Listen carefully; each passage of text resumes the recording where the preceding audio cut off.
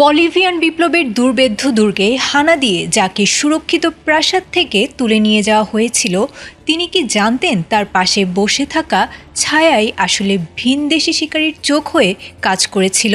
রাতের আধারে যখন আকাশপথে যমদূত নেমেছিল, তখন কি নিকোলাস মাদুরো ঘুণাক্ষরেও টের পেয়েছিলেন তার অতি বিশ্বস্ত কোনো অন্দরমহলের মানুষ আগেভাগেই বিছিয়ে রেখেছিলেন বিশ্বাসঘাতকতার লাল গালিচা?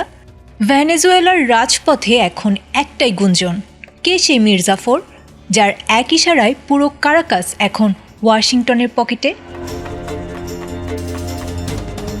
চলতি মাসের শুরুতে মার্কিন স্পেশাল ফোর্সের ঝটিকা অভিযানে ভেনেজুয়েলার প্রেসিডেন্ট নিকোলাস মাদুরোর আটক হওয়ার ঘটনা স্তব্ধ করে দিয়েছিল বিশ্ব রাজনীতিকে। এরই মধ্যে রয়টার্সের সাম্প্রতিক অনুসন্ধানে বেরিয়ে এসেছে এক চাঞ্চল্যকর তথ্য। মাদুরো যখন ভেবেছিলেন তিনি সুরক্ষিত, ঠিক তখনই তার অত্যন্ত ঘনিষ্ঠ একজন ব্যক্তি সিআইএর কাছে পাচার করেছিলেন তার প্রতি মুহূর্তের অবস্থান ও নিরাপত্তার গোপন ছক।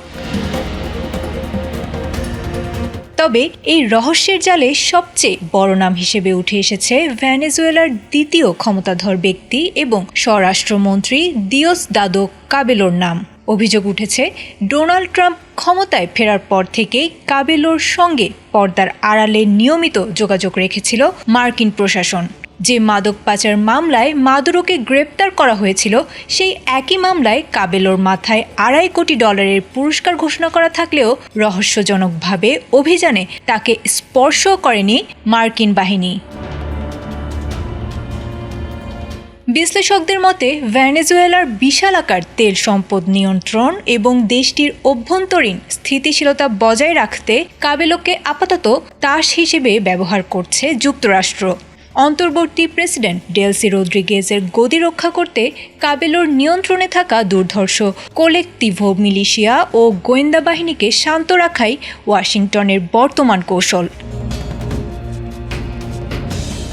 তবে ভেনেজুয়েলার সাধারণ মানুষ ও রাজনৈতিক মহলে প্রশ্ন এখন একটাই, যে মানুষটি দীর্ঘকাল মাদুরোর হয়ে দমনের স্টিম রোলার চালিয়েছেন, সেই কাবেলো কি সত্যিই এখন ওয়াশিংটনের মিত্র, নাকি তিনি কেবল নিজের পিঠ বাঁচাতে বিসর্জন দিয়েছিলেন পুরনো বন্ধুকে?